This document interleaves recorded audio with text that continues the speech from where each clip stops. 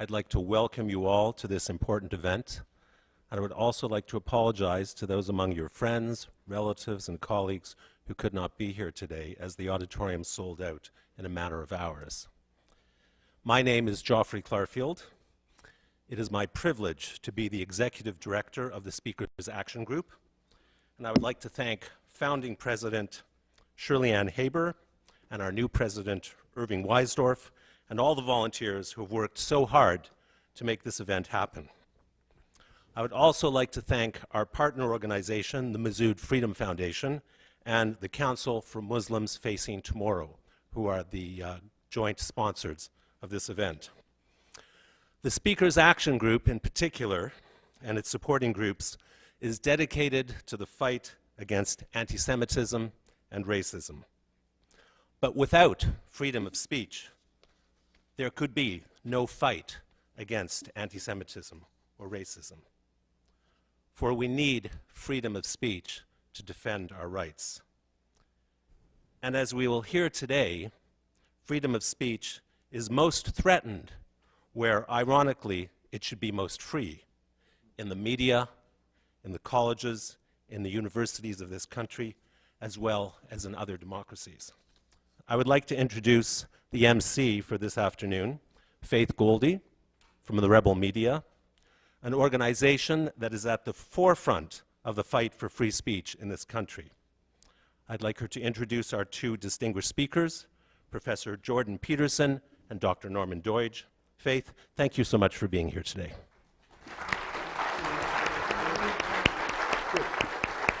He's been a dishwasher, a gas jockey, a bartender, a short order cook, a beekeeper, a plywood mill laborer, and a railway line worker. But today, Professor Jordan B. Peterson is best known for his work in the academic world.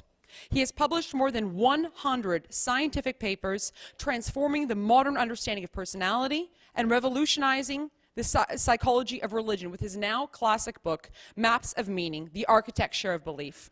As a Harvard professor, he was nominated for the prestigious Levinson Teaching Prize. Now at the University of Toronto, he is regarded by students as one of their truly life-changing teachers.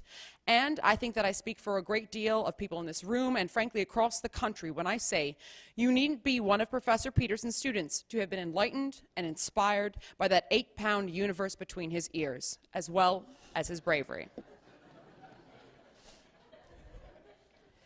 Most recently, Dr. Peterson became the center of an ongoing national controversy for refusing to abide by the University of Toronto's attempt to put very specific words into his mouth when they ordered professors comply with the gender pronouns policy. Dr. Peterson's vivid dissent over language politics and the political agenda behind it has seen him threatened and shouted down by snowflake students and the academic hierarchy alike. As a result of his public views on how political correctness violates freedom of speech and academic freedom in the West, Professor Peterson has become a cultural icon for liberty lovers and a long-awaited obstruction to the wayfarers on the long march of the institutions. Please join me in welcoming Dr. Jordan B. Peterson.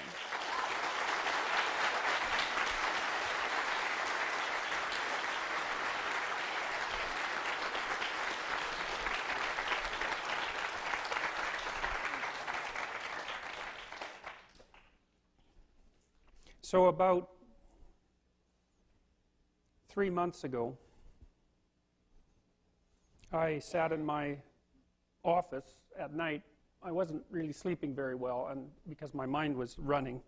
And it was running because I had just read some policy documents on the Ontario Human Rights Commission website in relationship to Bill C-16, and at the same time I had heard that the University of Toronto HR and Equity Vice President had decided to make anti-unconscious bias training mandatory for her staff, which I find appalling, and still find appalling. And I would recommend that if any of you are asked or required to have your unconscious biases adjusted, that you might note to yourself that by agreeing to do so, you have agreed that you're guilty. And I wouldn't recommend that. Anyways, I was mostly trying to straighten out my thoughts on these issues you know, and that's usually what I do when I speak, because and I have a good reputation as a speaker, and I think there's two reasons for that. And one is I don't ever speak to a group. I always speak to individuals. You know, I'm not speaking to the group. I'm speaking to individual people. And I'm not telling you what's right, because I don't know what's right. What I'm trying to do is to formulate my thoughts more clearly. And it's helpful to do that in speech, even in front of an audience, because it's a dialogue with an audience, you know. If you watch the individuals, then you can tell if they're following you, or mostly whether they're following you, if they can understand the line of the argumentation. And some of them will be shaking their heads, and some of them will be nodding, and you know, some of them will be looking puzzled, in which case you have to kind of reformulate. And so, and that's how to think, you know. And when you're speaking to people, it's okay to tell them what you know, but better to show them how you think. And that means you're going to stumble around like an idiot some of the time, because you're trying to grapple with things. And what I try to do for my students is to model the process of grappling with things, because that's what you do when you think. And you know, Norman pointed out that you can be right, or you can try to get smarter. And to be right, then you convince people that you're right. But to try to get smarter, you find out why you're wrong. And so I decided a long time ago that one of the ways to deal with my authoritarian tendencies, let's say, was to make friends with what I don't know instead of what I do know. And that's a whole different way of looking at the world, you know. And it's got its pain, because you know, you're always trying to figure out more or less why you're a biased moron, and that's a very long list of you have a very long list of reasons for that, and then you have to find out why you're wrong. And as a short-term mechanism for attaining psychological stability, I wouldn't recommend it. But as a long-term process where you're trying to make things work better in the medium to long term, then it's the only way. But you know, it's easy to sacrifice the future for the present, although it's kind of the reverse of the way you should do things. So anyways, I made these videos, pretty amateur videos, and you know, the lighting wasn't very good, and there was a bunch of things wrong with them. And but one of the things I've been wondering about for the last 3 months is just what happened? Like, what's going on here? This is crazy. And you know, I've been accused of a lot of things, some of which are no doubt true, but you know, I've been accused of being a racist and being a transphobe, and what else? Profiteering, and I guess the other one was scaremongering. Yeah, that's the other one, scaremongering. And so, of course, I've been wondering if those things are true, because it's not like, you know, my heart is as pure as the driven snow, hardly, and everyone has biases and all of that. So, and I also, while this unfolded, had a group of friends who were definitely critics, who were watching everything I was doing, and you know, letting me know pretty forthrightly when I was being arrogant, and when I was, you know, looked kind of disheveled, and when my arguments were as clear as they could be, and you know, and these were smart people, and their comments were very incisive. And then of course I had all the blowback, and I was paying attention to it, you know, because, well, you should pay attention to such things. And so, and I do pay attention to things, you know, that's the thing. I actually pay attention to things. And if I'm embroiled in a controversy, even if it's a like problem in my home, I try to get to the damn bottom of it. And you know, the bottom of things is not a pretty place to look. And so, you know, when you're arguing with someone at home, even someone you love, you'll notice that your argument can get out of hand, pretty quick. So if you're arguing with your wife or your husband, you know, and it depends on how volatile you are, of course. But, you know, you start arguing about some little thing, and then you come to understand pretty quick that it's actually not about that little thing at all. That little thing is associated with, you know, a little bigger thing underneath that, and maybe that's associated with even a bigger thing under that, and you know, soon you're taking each other apart for, assuming you've been married for 20 years, for all the stupid things you've done to each other over the last 20 years, and it doesn't have to end there, and that's not pleasant. It's really hard to bind a conversation so it doesn't go everywhere, you know. So one thing you can do if you're talking to someone about something you disagree with, someone you love, you can tell them a bunch of good things about what they've been doing, which you actually believe, and then just say, well, but there's this little problem here, and I'd just like it adjusted in a minor way, and maybe that'll, you know, sort things out a bit between us, and then maybe you don't fall into that stupid pit, which is really easy to fall into, and, you know, which certainly can lead to divorce, among other things. And so a huge part of the issue always is just exactly what is this about? Well, I've been asking myself that question for a long, long time, because I've been interested in authoritarian conflict and atrocity and totalitarianism for way longer than anyone with any sanity should ever be interested in it. And you know, and then this all came up, and I thought, okay, it's like, all right, well, you know, am I a bigot and a transphobe? Well, I probably have my biases, because people tend to have in-group biases, you know, and that's associated, by the way, with compassion, just so you know it, because one of the things compassion does is make you much more strongly bound to your in-group. You know, it's like a mother is compassionate because she loves her baby, and she loves the baby more than other things that aren't the baby, obviously. And so actually compassion is one of the main sources of in-group bias, which is something for the compassion warriors to think about for like 3/5 of a second. There's nothing less compassionate to you than a mother grizzly bear protecting her cubs. And so you should think about that when you think about empathy for a minute, because empathy is by no means an untrammeled moral virtue. In fact, it's responsible and can be responsible for absolutely atrocious actions. It depends on who you're empathizing with. You know, and if you're empathizing with someone that you regard as an infantilized victim, then you automatically snap into a frame of mind where everyone who might be oppressing that infantilized victim is a predatory parasite. And you're not very bloody empathetic to them, I can tell you. So that's a big problem. Anyways, with regards to this scaremongering issue, so yeah, biased, yeah, probably, and blind, definitely. Like more than you might expect? No, I don't think so. And one of the things that actually protected me through all this was that, you know, I've actually tried to come to terms with the evil that lurks in human hearts, particularly my own, and I have 500 hours of lectures on that online. If anybody, you know, has the bizarre desire to pound their way through them, they can more or less figure out what I think, because I've said 500 hours of it publicly, and so I didn't feel too bad about my level of bigotry or hatred. You know, I think you could probably infer that by watching the videos, so it's kind of protected on that front. And then there was the scaremongering issue, and that's a good one. That's a tough one, man, because, you know, if you look at Bill C-16, it just kind of looks like, well, we're extending protection to another oppressed group, which isn't actually true, because gender identity, by the way, no, gender expression, that's not a group.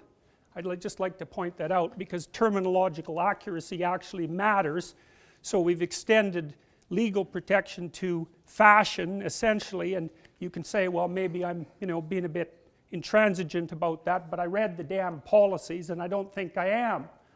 And that's not a group, so that's an indication of the muddle-headedness behind the legislation. And then the federal government, the Department of Justice, did say on their own website that they were going to interpret that law in light of the policies of the Ontario Human Rights Commission. And so, fine, man, go to the Ontario Human Rights Commission if they haven't taken the policies off yet, and read what they're up to. And if you agree with that, well, good, agree with it. But I would suspect that if you agree with it, you didn't understand it, or you're up to something. And that comes to the next part. What are we really talking about here? Well, so we could be talking about my biases and my proclivity to scaremonger, and, you know, fair enough, but here's some reasons we're not. And one is that I have all those lectures online, and, you know, believe me, if there would have been a phrase in any of them that indicated that there was something even vaguely morally corrupt about me, it would have been paraded around as evidence. You can be sure of that. So that's kind of a relief. You know, I did a lot of soul searching in the last couple of months, and it's not like I'm without my problems, but anyways, so what is this about? Well, we'll say hopefully it's not about me, because that'd be stupid. And so what's going on? Why are all these people watching these videos, these things I made just to figure out what it was that I was thinking, you know, because I couldn't sleep one night, and because I'm not very damn happy about that unconscious bias stuff, which I would regard as absolutely reprehensible, that you could be held guilty for your implicit perceptions. Think about that. God, they use that test as a diagnostic test, you know. It doesn't meet the criteria for reliability and validity that you'd use for a diagnostic test. It doesn't produce the same results one time after another, and you can use it to target anybody. And so go along with it if you want and just see what happens.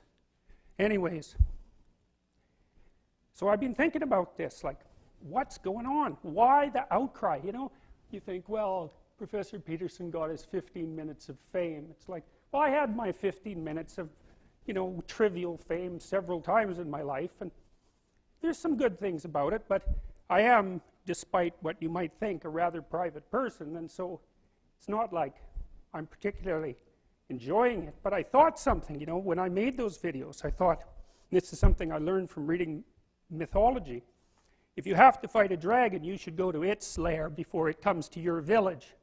And so people think of what I did as courageous, and I don't think that's right. I just think that I can see danger coming, and you get to pick your anxiety. I could either be anxious about speaking, or I could be anxious about not speaking. And so I chose to be anxious about speaking. And that's not exactly courage.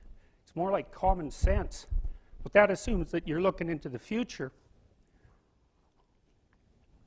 So you might say, well, what gives me any special power to look into the future? And hey, that's a good question. I mean, God only knows what's going to happen in the next few years. You know, I did read today, this is cool, 250,000 people will be lifted out of absolute poverty today, and 300,000 more will be connected to electricity. And we're knocking poverty rates around the world down faster by a huge margin than we ever have in human history. There was an article in the New York Times today called Why 2016 Was the Best Year Ever. It's really worth reading.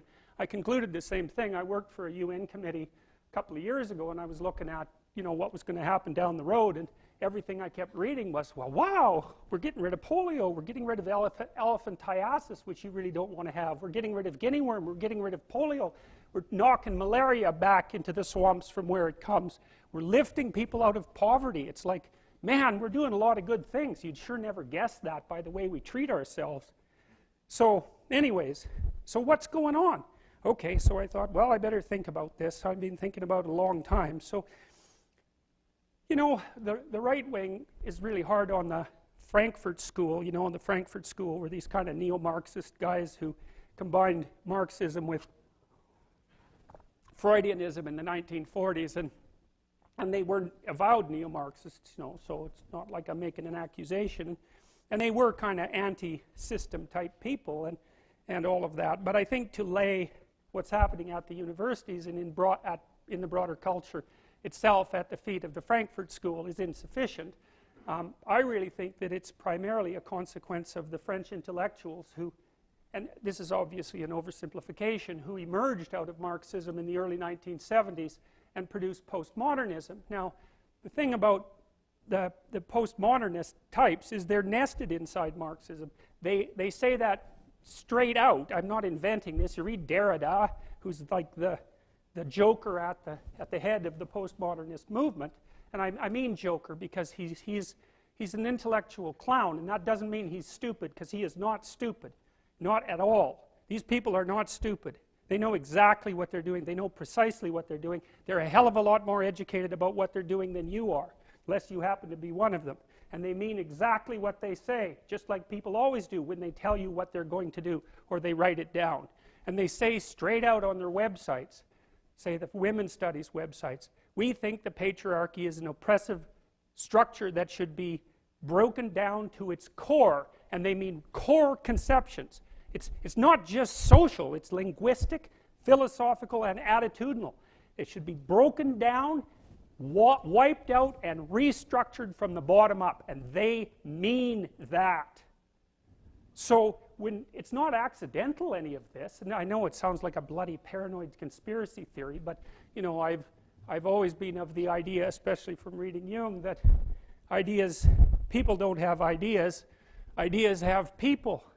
And these are powerful ideas. There's a good book called Explaining Postmodernism that I might recommend by a guy named Stephen R.C. Hicks, and his first chapter, which isn't very long, is a good introduction to political correctness. But so why do I think this is about that? Well, here's my reasons. I mean, it doesn't seem to be about me. I think all I did was I made the general specific, okay, which is kind of what you have to do if you really want to make a point. A point, right? That's one place if you want to make a point. And my point was, I'm not saying made-up words generated by postmodern neo-Marxists, because I despise everything they stand for.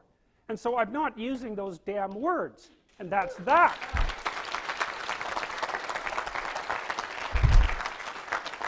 And it's not like I have something against transgender people. I'm sure some of them are lovely people and some of them aren't. You know, and so they can do whatever they want as far as I'm concerned, as long as they can do whatever they want as far as I'm concerned, as long as I'm not forced to go along with the most radical representatives of them who don't even speak for them anyways. I've got like 20 letters from transsexual people supporting what I've done, and like none opposing it. You know, one of the things that's kind of cool is I've only got 3 hate letters. I thought 3? Jesus, you guys aren't trying very hard. Like,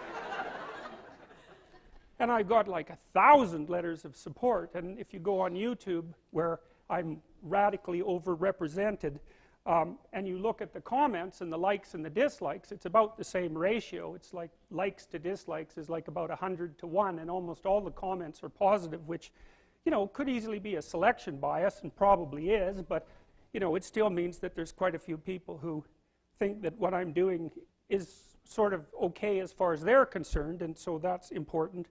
So, anyways, we need to talk a little bit about postmodernism. Okay, so let's go back to France in the end of the 1960s. So, and this is, of course, an oversimplification, and I'm sure I'm wrong about some of it because, you know, it's not exactly my field of speciality, this sort of sociology.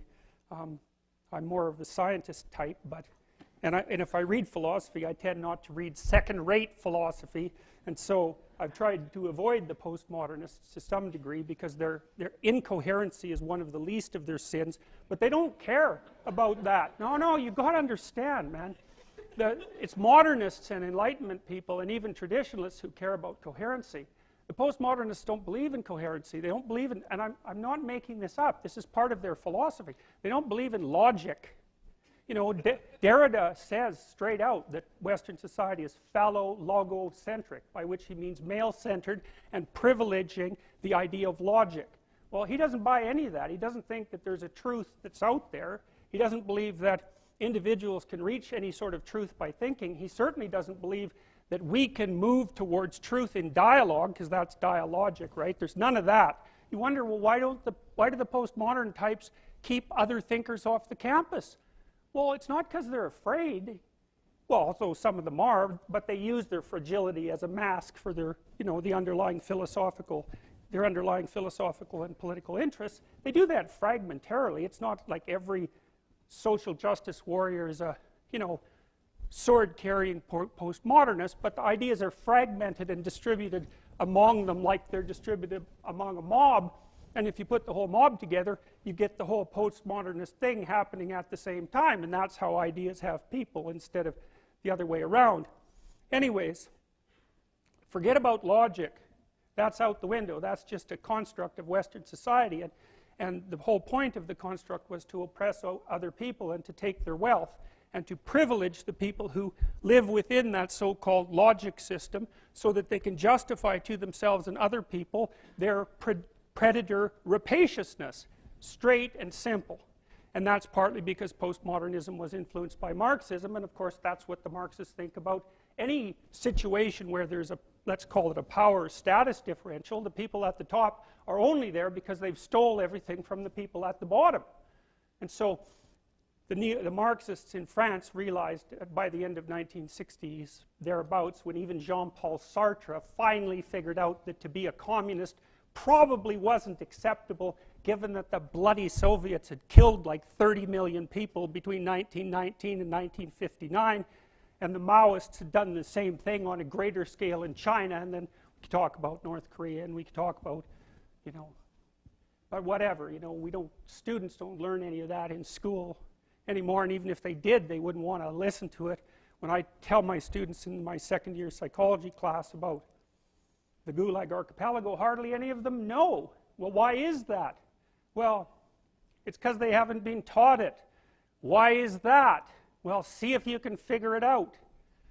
All right, so anyways, back to the postmodern types. So, you know, it got to the point where there's just no way you could be a Marxist, especially after Solzhenitsyn, because Solzhenitsyn wrote this great book, which is actually out of print, for crying out loud, which I've actually been able to popularize like mad over the last 3 months, which is, you know, really mind-boggling. And what Solzhenitsyn did in his genius manner, because he's up there with Dostoevsky and Tolstoy, like, man, that guy, he's a towering intellect and a person of spectacular moral force, you know, like, he put himself on the line for that book. He memorized it when he was in the prison camps. It's 3 volumes that thick, you know. It's like 2,000 pages of someone screaming, the smartest person you've ever met, the wisest person you've ever met, screaming in outrage for 2,000 pages. It's no bloody wonder it's out of print. Anyways, what Solzhenitsyn did was take on this claim you often hear the radical leftists make about communism, about Marxism. They say, well, that wasn't real Marxism. It's like, okay, well, how many countries do you need to disprove your thesis? How many millions of people have to die before you might admit that you're wrong? Well, obviously more than 100 million, because that's the approximate total. That's probably an underestimate, but we'll be conservative, because adding another 10 million doesn't really make that much difference.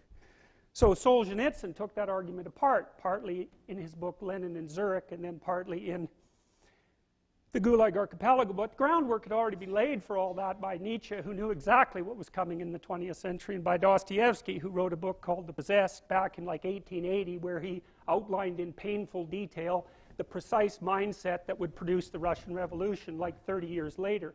Amazing. And Tolstoy as well, he knew what was coming. It made him suicidal. He wrote in his confession that the conflict between the ideas of Russia, the traditional ideas, and the Enlightenment ideas sweeping in from the West, they blew his worldview apart, which was traditional religious, blew his worldview apart so badly that he was suicidal at the height of his fame.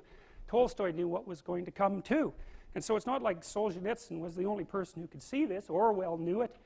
Malcolm Muggeridge knew it in the 1930s when he was noting that the Soviets, given their idea of class guilt, which sounds a lot like white privilege to me, or any other form of racism, they used that doctrine to just round up all the kulaks. They were the productive farmers and shipped them off to Siberia, and then 6 million Ukrainians starved to death, but you know, they had too many Ukrainians anyway, so it didn't really matter. So anyways, back to the postmodern types. Well, you know, this all was revealed in such painful detail that even the kind of closed-minded ideologue that Norman referred to just couldn't quite muster up the moral courage to keep beating the same damn drum. So what they did instead, being highly intelligent individuals, was play a game of sleight of hand and transformed these Marxist presuppositions into postmodernism in the 1970s. And the idea basically was, well, the working class isn't going to rise up and crush the bourgeoisie because, first of all, they're getting rich, and that wasn't supposed to happen. And second, well, it sort of seemed to be a catastrophe when that occurred, let's say, in Russia. And so maybe we won't do that anymore because the working class actually isn't buying into this either, which is also a problem. You know, having internalized their own oppression, they wouldn't buy into this, to the global myth of utopia.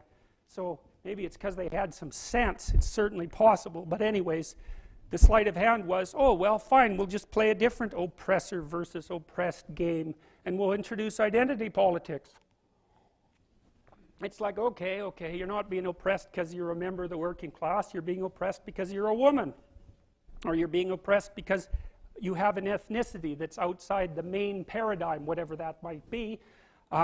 Or it's because of your sexual preference or your sexual identity. Whatever places you in some manner outside the normative culture. And, you know, the thing is, the postmodernists, you know, you might think, well, your culture is good for something. It gives you a hierarchy of value. It rewards competent people. It gives you a direction so you can climb up, you know, because otherwise everything's leveled to nothing, and then why do anything? Well, they don't care about any of that. They don't believe that there's any such thing as competence. They don't believe that there's any such thing as up. This is all, postmodernism wipes all of that out. And so when the postmodernists analyze a text, all they care about is how it privileges the position of the author and who it oppresses. And that's the only thing they regard as real. And they don't believe in grand unifying narratives. They don't believe that there's a Canadian identity. They don't believe that there's an American identity. They don't believe that there's a Western identity. They don't believe that value structures exist, or if they are, they're irreplaceable with some other value structure. They certainly don't believe that they have any biological grounding, that there's any such thing as a human being. It's all socially constructed, which is really convenient if what you want to do is be the author of an entirely social constructed utopia that you can run. And then when the Marxists say, well, that wasn't real Marxism, what it really means, and I've thought about this for a long time, it's the most arrogant possible statement anyone could ever make. It means, if I would have been in Stalin's position, I would have ushered in the damn utopia instead of the genocidal massacres, because I understand the doctrine of Marxism and everything about me is good. It's like, well, think again, sunshine. You don't understand it. You don't understand it. And you're not that good. And if the power was in your hands, assuming you had the competence, which you don't, you wouldn't have done any better. And even if you had, there would have been someone else waiting right behind you to shoot you the first time you actually tried to do anything good. And that's what happened to all the old guard who ran the damn revolution. Stalin rounded them all up and shot them, along with their families and millions of other people. So even if you do happen to be that avatar of moral purity that you claim implicitly, the probability that you'd get to act out your goodness in relationship to those possessed by your ideology is zero. So there's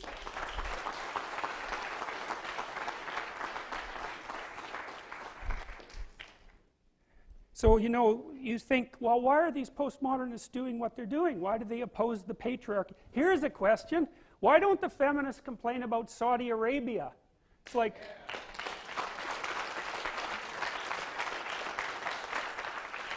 you know, Gad Saad, who's this guy at Concordia who is in a business school so he can actually say what he thinks now and then, he tweeted yesterday, well, he tweeted to the Women's March, you know, because there's a little Twitter thing, you could do that, I suppose, for the organizers, and he said, why don't you go to the Middle East and have a nice march against Saudi Arabia and see how that works out for you? It's like, so you think, well, why not? Like, why not? Why are the radical leftists who are so much for rights everywhere, that's what they say, why aren't they complaining about Saudi Arabia, for example, which, you know, breeds a particularly pathological form of ideologically rigid Islam that basically enslaves their women, that's to put it properly. It's like, why not complain about that? Well, how about this? The enemy of my enemy is my friend. And so when push comes to shove, you see how much concern there is among the radical feminists for the rights of women. It's like if the pushing those rights forward doesn't also at the same time undermine the Western patriarchy, then we'll take the undermining and leave the damn rights behind. And so there's an insight for you about exactly what's going on at the bottom of all this. So, okay, so then there's another weird thing, and I've already sort of hit on it tangentially. It's like, well, the postmodernists don't believe in grand unifying narratives. They don't believe in narratives at all.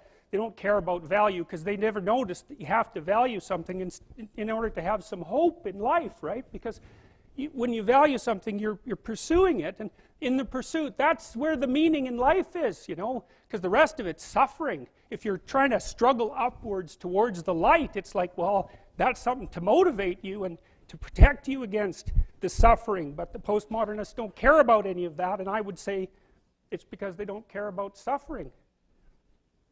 So, all right, so here's the final question. It's like, well, if the postmodernists don't care about grand unifying narratives and they don't believe in identity, why in the world are they willing to believe in gender identity and sexual identity and racial identity and ethnic identity? And the answer to that is, well, they can't, but they don't care because coherence isn't on their agenda. And besides that, when push comes to shove, their postmodernism is nested inside a deeper Marxism, and so when the postmodern narrative doesn't suffice, say, to push forward the idea that Western civilization should be overturned, they just revert back to the overarching Marxism and say, well, those people are oppressed and that's a bad thing. It's like you might say, well, you're a postmodernist. It's like, you don't believe in any of that. And they say, well, yeah, I'm only a postmodernist this deep, but underneath that there's a Marxism and I can always rely on that to fill in the gaps, and that's exactly what's happening. So that's what's happening as far as I can tell. And so why do I believe this? Well, there's a little war going on in our culture. Maybe it's not so little. I put my finger on it, and I wouldn't recommend that, by the way. Because, okay, you explain it, man. You explain why, like, 3 million people have watched the U of T free speech rally, and I think 7 million people downloaded the Joe Rogan podcast, and it's like crazy. It's crazy. There was 180 newspaper articles about this. It was news for 4 months. Why? Who cares what I think? God, I don't even care that much about what I think.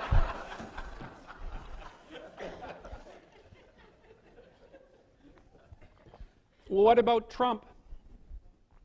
What's going on there? What's going on there exactly? It was interesting listening to Trump's inauguration speech because I detected elements of National Socialist thought in it. And I'm not being dismissive. I'm seriously not being dismissive. But when you radically activate on the side of the left, you call forth compensatory forces, and they're not in your control. And like Trump opened his speech, you just read it, he sounds like a 1950s socialist. He's going to use the power of the state to bring the industry home, to produce a lot of infrastructure. It's a state-business unity with the state in charge. And then at the end of his speech, which is where he stops being at least the international kind of socialist, he says, well, borders are really important, and so is national identity. And he does embed that within belief in God, which is probably a good thing, assuming that he's serious about that. But the fact that Trump was elected and that there was such a fight between him and the Clintonites, and that the Clintonites were playing identity politics instead of speaking for the working class, who then Trump co-opted like he should have. There's a war going on there. And then, well, what about Brexit? What's going on there? And what about France with Marine Le Pen? And what about Holland with Wilders? Watch it. We're in a chaotic time, and I've got letters from people all over the world who tell me how they can't say what they think. It's like, oh, well, that's not very good. And they're kind of happy with me because maybe they think that I emboldened them in some way, and so good for that, hypothetically. And most of the people who wrote me, the overwhelming majority, were reasonable, so I'm pretty happy about that too. And maybe I'm wrong about my damn diagnosis, because, like, what do I know? But I do have this proclivity to get to the bottom of things. And what's at the bottom of this is an ideological war, or philosophical war. It's even deeper than that. It might even be deeper than a philosophical war, which is something that's more like a metaphysical or theological war. It depends on how far down you look. And the postmodernists know exactly what they're doing. This isn't accidental. Of course you shut down speakers you don't agree with, because you can't have a dialogue with them then anyways, because human beings can't have dialogue. There's no such thing as a human individual. There's no such thing as truth. Here's the postmodern world. It's the Hobbesian nightmare. It's everyone against everyone else, except it's not individuals, it's groups. And you're stuck in your damn group, and it's the only thing about you anyways that's relevant, which is why we might base our hiring on it, for example. And you're oppressed, and even if you don't know it, it's only because you've internalized it, and it's the only thing that's real about you anyways. And I can't talk to you because I'm in my own little silo of privileged belief, and besides, we can't use logic because that doesn't exist, and so you're in a group and I'm in a group, and all we can do is have a war. Or we can talk, but we don't get to talk, because you can't talk if you're a postmodernist, because speech is just chatter. So when it's just chatter that supports the people in power, that's how they think. And so the whole world is this little armed war of identity group against identity group against identity group. And you shut down people who don't agree with you, because why should you let them talk? You don't believe in any of the reasons why you would let someone talk. So this isn't accidental. It's not because they're afraid, although it's also because of that.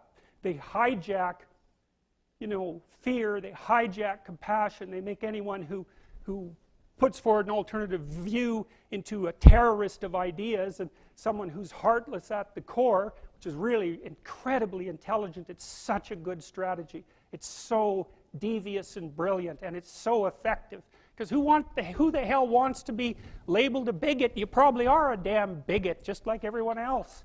So, and it's easy to make people feel guilty about that. Maybe they should. So anyways, what's going on? Well, that's what's going on. And so what do you do about it? Well, I don't know what you do about it, but I have a theory, and that's one I've been working on for like 40 years. So one of the problems with postmodernism, and I'm going to take 5 minutes, and then we're done. One of the problems with postmodernism is that, and this is a big problem, like this is a fatal problem, apart from the fact that it's incoherent and there's no value structure in it, and it's fundamentally divisive and destructive. There's a logical problem with it too that's even worse. And so you might be noticing that the LGBT set of acronyms keeps growing, eh? And it's kind of a form of its own parody in some sense. It's like, well, I'm oppressed. It's like, yeah, you are. And, well, I'm oppressed too. Yeah, you're also oppressed. And maybe I'm even oppressing you, being part of this other marginalized group, but at least we share our oppression. Well, I'm also oppressed. Well, so am I. I'm oppressed too. It's like, okay, so here's a problem. There's a big problem here. The problem is, it's true. You're oppressed, you're oppressed, you're oppressed, you're oppressed. God only knows why. Maybe you're too short, or you're not as beautiful as you could be, or your grandparent was a serf, likely, because almost everybody's great-grandparent was. It's like, and you're not as smart as you could be, and you have a sick relative, and you have your own physical problems, and it's like, frankly, you're a mess. And you're oppressed in every possible way, including your ancestry and your biology, and the entire sum of human history has conspired to produce victimized you with all your individual pathological problems. It's like, yes, true. Okay, but the problem is that it is true. And so if you take the oppressed, you have to fractionate them and fractionate them. It's like, you're a woman. Yeah, okay, well, I'm a black woman. Well, I'm a black woman who has 2 children. Well, I'm a black woman who has 2 children, and one of them isn't very healthy. And then, well, I'm a Hispanic woman, and I have a genius son who doesn't have any money so that he can't go to university. And, I had a hell of a time getting across the border. It was really hard on me to get my citizenship. My husband is an alcoholic brute. It's like, well, yeah, that sucks too. And so, well, so let's fix all your oppression. And we'll take every single thing into account, and then we'll fix yours too. We'll take every single thing into account. It's like, no, you won't, because you can't. You can't. It is technically impossible. First of all, you can't even list all the ways that you're oppressed. Second, how are you going to weight them? Third, who's going to decide? And that's the bloody thing. Who's going to decide? That's the thing. Well, what's the answer in the West? It's like, in free markets, oh yeah, Christ, we'll never be able to solve this problem. No one can solve it. What are we going to do about that? We're going to outsource it to the marketplace. You're going to take your sorry, pathetic being, and you're going to try to offer me something that maybe I want. And I'm going to take my sorry, pathetic being, and I'm going to say, well, all things considered, as well as I can understand them, maybe I could give you this much money, which is actually a promise, for that thing. And you've packed all of your damn oppression into the price. And I've packed all my oppression into the willingness to pay it. And that solution sucks. It's a bad solution. But compared to every other solution, man, it's why 10% of us have freedom. And so there's a tremendous illogic at the bottom of this. It's like, you have to fractionate the oppressed all the way down to the level of the individual. Well, that's what the West figured out. There's a couple of figures who are at the mythological roots of our culture, and people get upset with me because I bring in religious themes, but I understand some things about mythology and religion. And it's not an accident that the axiomatic Western individual is someone who was unfairly nailed to a cross and tortured. It's like, yes, right, exactly. So what do you do about that? Well, I thought about that for a long time too. It's like, well, you don't get together in a damn mob, because all that does is allow you to be as horrible as you could possibly imagine and suffer from none of the consequences. That's a bad idea. So how about we don't do that? Well, there's a deep idea in the West too. It's like, pick up your damn suffering and bear it and try to be a good person so you don't make it worse. Well, that's a truth. You know, I read a lot about the terrible things that people have done to each other. You just cannot even imagine it. It's so awful. So you don't want to be someone like that. Now, do you have a reason to be? Yes. You have lots of reasons to be. God, there's reasons to be resentful about your existence. Everyone you know is going to die. You know, you too. And there's going to be a fair bit of pain along the way, and lots of it's going to be unfair. It's like, yeah, no wonder you're resentful. It's like, act it out and see what happens. You make everything you're complaining about infinitely worse. There's this idea that hell is a bottomless pit, and that's because no matter how bad it is, some stupid son of a bitch like you could figure out a way to make it a lot worse. So you think, well, what do you do about that? Well, you accept it. That's what life is like. It's suffering. That's what the religious people have always said. Life is suffering. Yes. Well, who wants to admit that? Well, just think about it. Well, so what do you do in the face of that suffering? Try to reduce it. Start with yourself. What good are you? Get yourself together for Christ's sake, so that when your father dies, you're not whining away in a corner, and you can help plan the funeral, and you can stand up solidly so that people can rely on you. That's better. Don't be a damn victim. Of course you're a victim. Jesus, obviously. Put yourself together. And then maybe if you put yourself together, you know how to do that. You know what's wrong with you, if you'll admit it. You know there's a few things you could like polish up a little bit, that you might even be able to manage in your insufficient present condition. And so you might shine yourself up a little bit, and then your eyes will be a little more open, then you can shine yourself up a little bit more, and then maybe you could bring your family together instead of having them be the hateful, spiteful, neurotic, infighting batch that you're like doomed to spend Christmas with. So then you fix yourself up a little bit, kind of humbly, because, you know, God, you're a fixer-upper if there ever was one.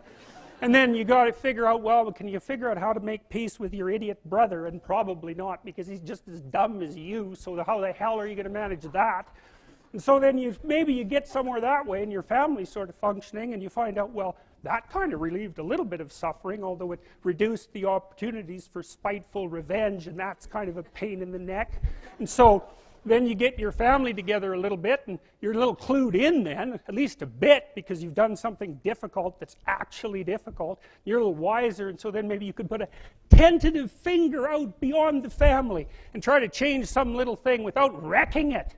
It's like, our society is complex, and we teach our students that they could just fix it. It's like, go fix a military helicopter and see how far you get with that. It's like, what are you going to do? You're like a chimp with a wrench. Whack! Oh, look, it's better. It's like, no, it's not better. Things are complicated, and to fix things is really hard. And you have to be like a golden tool to fix things, and you're not. So, and that's the other message of the West. It's like, how do you overcome the suffering of life? And I'm not saying it's only the message of the West. How do you overcome the suffering of life? Is be a better person. That's how you do it. Well, that's hard. It takes responsibility. And I think, you know, if you said to someone, you want to have a meaningful life? Everything you do matters. That's the definition of a meaningful life. But everything you do matters. So you're going to have to carry that with you. Or do you want to just forget about the whole meaning thing, and then you don't have any responsibility, because who the hell cares, and you can wander through life doing whatever you want, gratifying impulsive desires for how useful that's going to be, and you're stuck in meaninglessness, but you don't have any responsibility. Which one do you want? Well, ask yourself, which one are you pursuing? And you'll find very rapidly that it isn't the majority of your soul that's pursuing the whole meaning thing, because, well, look what you have to do that. You have to take on the fact that life is suffering. You have to put yourself together in the face of that. Well, that's hard. Christ, it's amazing people can even do it.